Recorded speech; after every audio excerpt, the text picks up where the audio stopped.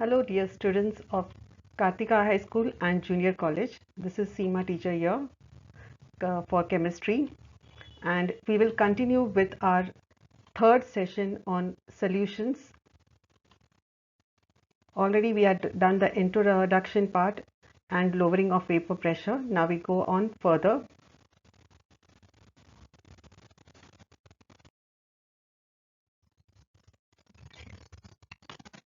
Now we had seen in the last session the four colligative properties, that is lowering of vapor pressure, then you had elevation of boiling point, depression of freezing point and osmotic pressure.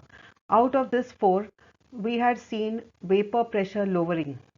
Now today's session we will be discussing about boiling point elevation and freezing point depression. Now first let's understand what is boiling point. Boiling point, normally we say it is the temperature of change of liquid to gas. But basically when we talk in terms of vapor pressure, we say that boiling point is that temperature when the vapor pressure of liquid becomes equal to atmospheric pressure. Okay. Now let's understand this with a simple graph. Here if you see, this line is showing the boiling point of a liquid. This y-axis represents your temperature. This is showing 1 atmospheric pressure. Sorry, this is 1 atmospheric pressure, and x-axis is showing you your temperature. You can see that as the liquid boils and the temperature is rising from 0, it moves on. Okay, slowly the vapor pressure is increasing. The moment the vapor pressure reaches or becomes equal to 1 atmospheric pressure, this temperature is said to be the boiling point of the liquid or the pure solvent.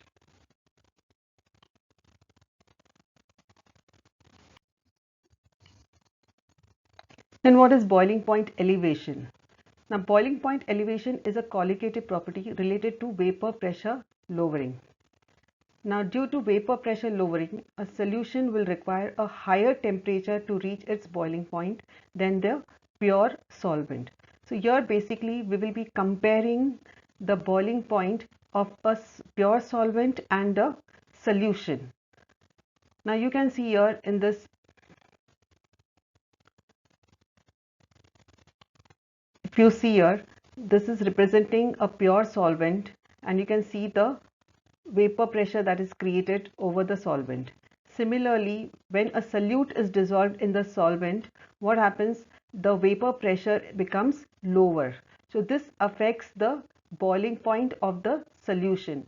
So here, that is what we are going to compare between the boiling point of a pure solvent and a solution which has a solute dissolved in it. So let's understand further.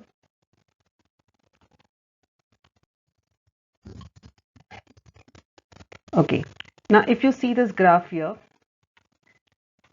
this graph is representing the vapor pressure on the y-axis and temperature on the x-axis.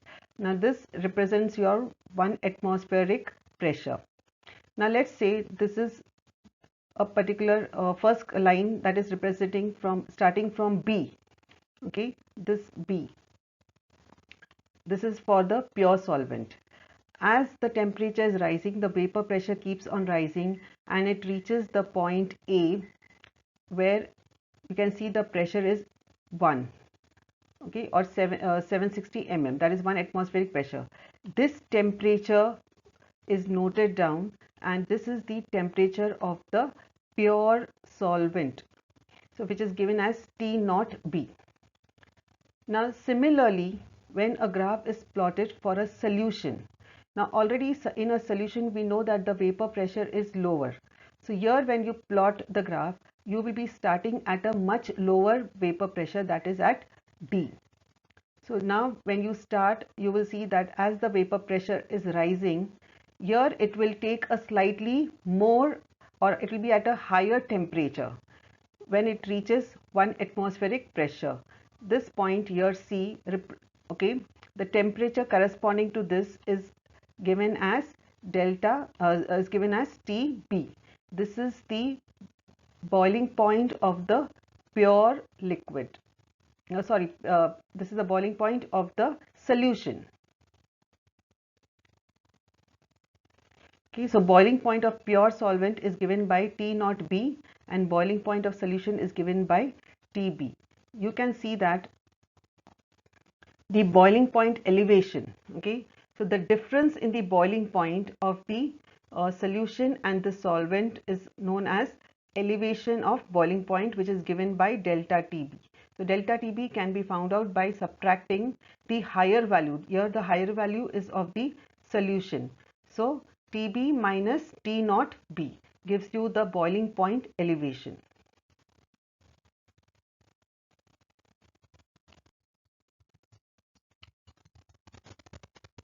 Now let's see the relationship between boiling point elevation and concentration of solute.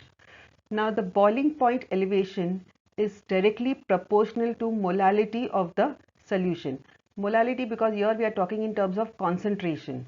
So concentration can be expressed in terms of molality, molarity, mole fraction, but here in this case we are going to compare it in terms of molality. Now the reason we are comparing it with molality is because when we are dealing with such systems, the temperature is not constant here. Okay, therefore we cannot express concentration of solution in terms of molarity, because molarity is dependent on temperature. Okay, it changes with temperature, whereas molality is temperature independent. Molality is actually defined as number of moles dissolved in 1 kg of solvent. Therefore, concentration of solute is expressed in moles per kg. Now, if you look here, we can say that the boiling point elevation is directly proportional to the molality. Okay, and when you remove the proportionality sign, you will get a constant which is Kb. Now this Kb is also called as molar elevation constant, or it is also called as ebullioscopic constant.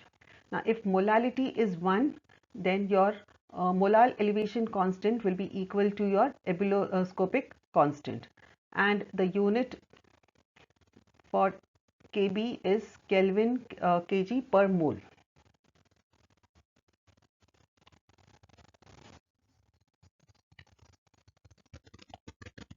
Now let's see how we can use the molar elevation constant to calculate molar mass of a solute. Now let's see the first equation that you have here, 2.13, that is delta TB is equal to KBm. Now we know that m is molality. Now what is the formula to calculate molality? It is the number of moles of solute.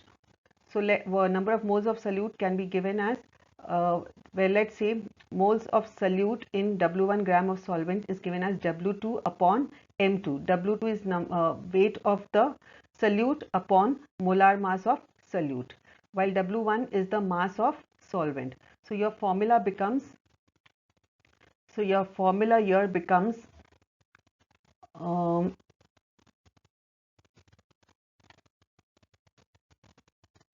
this is your formula here. Okay, so where W2 upon M2 into W1. Okay, this can be used to calculate your molar mass. Normally this is in weight of solvent is in kg.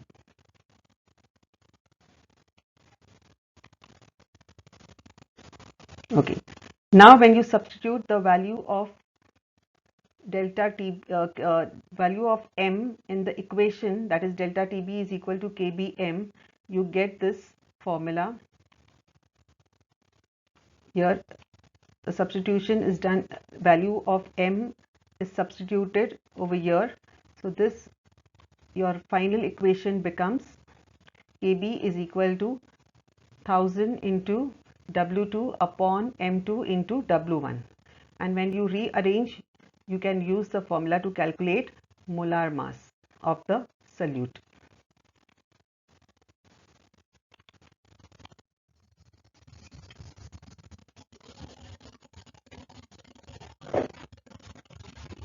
Okay, now we continue with the next numerical. The normal boiling point of ethyl acetate is 77.06, and the solution of 50 grams of a non-volatile solute in 150 grams of ethyl acetate boils at 84.27 degrees centigrade. Evaluate the molar mass if Kb for ethyl acetate is 2.77 degrees centigrade kg per mole. Now, based on the information given, you have W2 weight is equal to 50 grams. This is the weight of the solute. W1 is the weight of the solvent, and delta TB is equal to TB minus T naught B. This is nothing but the boiling point of pure solvent subtracted from the boiling point of the solution. It gives you 7.21 degrees centigrade. The value of Kb, that is ebullioscopic constant, is given to you. Now you just have to substitute this in the formula which is given above. So the molar mass comes to 128 grams per mole. Now this is just a simple calculation. Now next one, here you have a certain grams of sulfur is dissolved in 100 grams of carbon disulfide. This solution boils at 319.81 Kelvin. What is the molecular formula of sulfur in solution? The boiling point of the solvent is given, and given to you the ebullioscopic constant is 2.42 Kelvin kg per mole, and atomic mass of sulfur is given to you. But here they are asking you to find molecular formula. So to find molecular formula, first the data what is given, we will be writing that formula. First you need to find out the molar mass. Once you calculate the molar mass from this formula, what you need to do is just divide it by the atomic mass of sulfur. Whatever is your answer will give you, that will be the formula of sulfur in the solution. Now this will be your homework actually. It is a solved example. You can refer to the textbook later on. Now coming to the next colligative property, that is elevation and freezing point. Before we go to elevation and freezing point, let's understand what is freezing point. Now freezing point of a liquid is a temperature at which vapor pressure of solid is equal to the vapor pressure of the liquid. Now very important here, it is the vapor pressure of solid state becoming equal to the vapor pressure of the liquid state. We say that temperature will be the freezing point.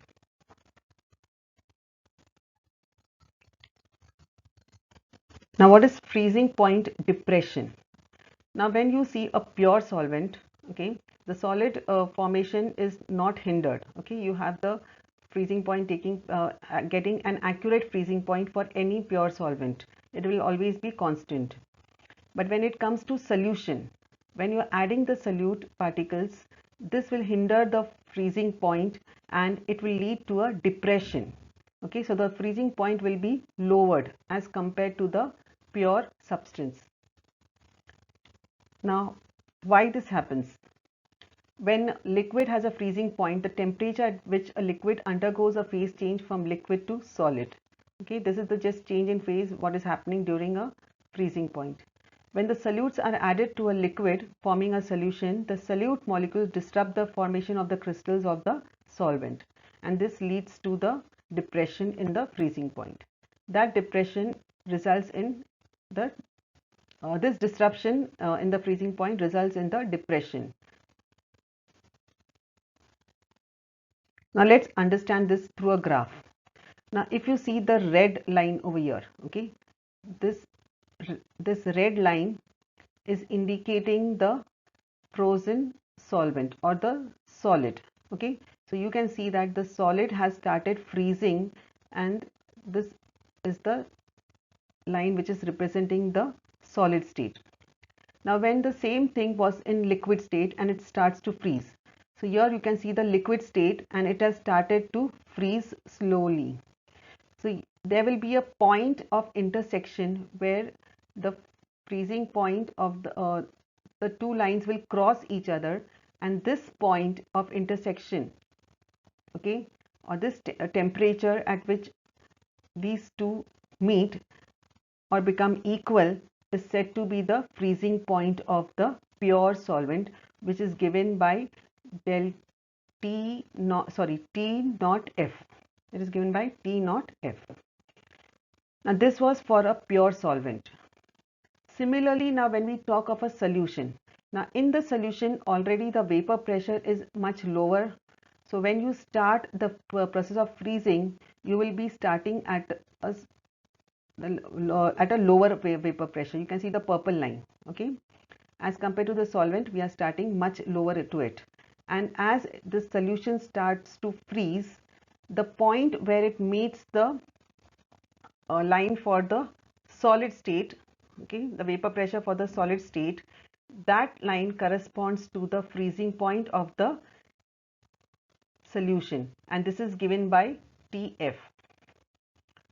So here you can see that there is a difference, or there is a decrease in the freezing point of the solution as compared to the pure solvent. That is why we say it is a depression in the freezing point. So always freezing point of solution will be lower as compared to freezing point of the pure solvent.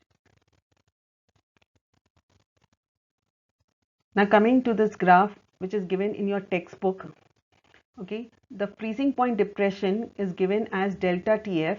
It is defined as the freezing point of the pure solvent minus the freezing point of the solution.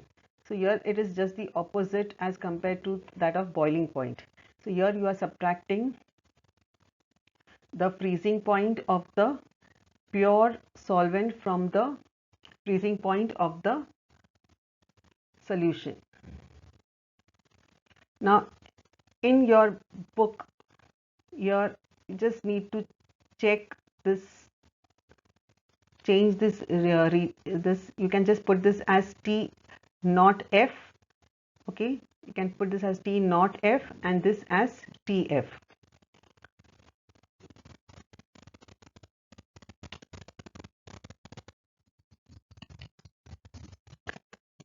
Now let's see the relationship between freezing point depression and concentration of solute. Now it is seen that delta TF, okay, which is the depression in freezing point, is directly proportional to molality, and when you remove the proportionality sign you will get Kf, which is an freezing point depression constant, or it is also called as your cryoscopic constant. Now the unit here for Kf is Kelvin kg per mole, or degree centigrade kg per mole. Now let's see the relationship between molar mass of solute from freezing point depression. How you can calculate molar mass using freezing point depression. Now we know that delta TF is equal to KFM. That is your depression in freezing point is equal to Kf, that is cryoscopic constant into molality. And formula of molality we saw in the during boiling point. Molality is equal to 1000 W2 upon M2 into W1. W2 is your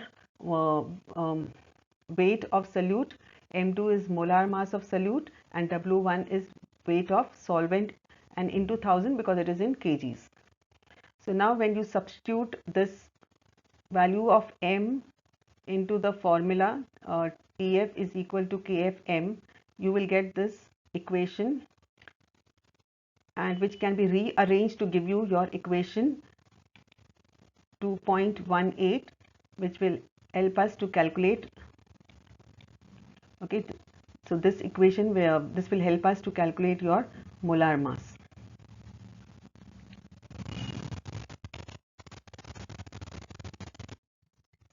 Now let's see a numerical based on this.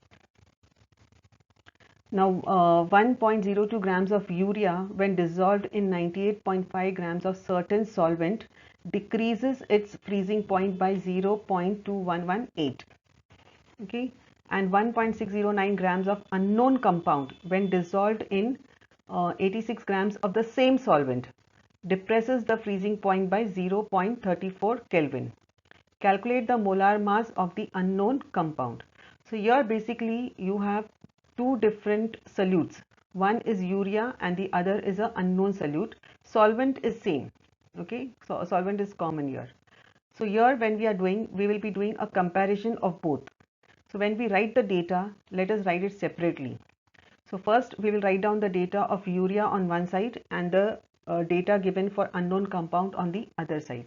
So you have the data given for urea as W2 is equal to weight of urea is given, then weight of solvent is given, delta TF is given, and M2 is given.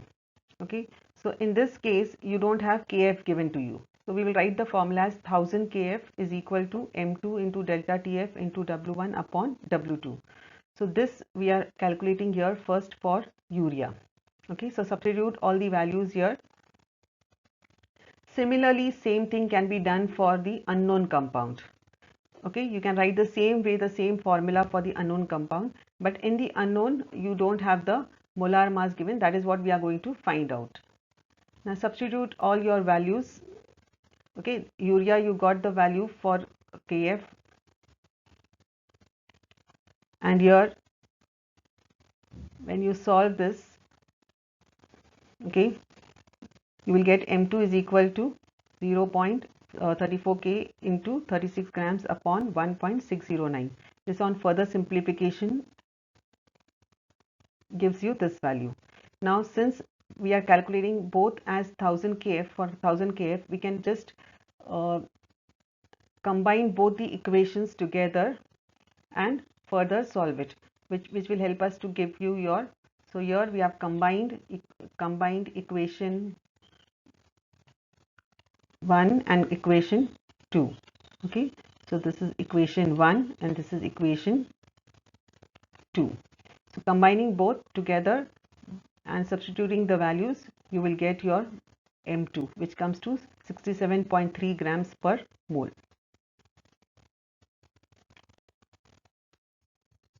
Okay, so boiling point elevation and freezing point depression. These are the two colligative properties that we have discussed.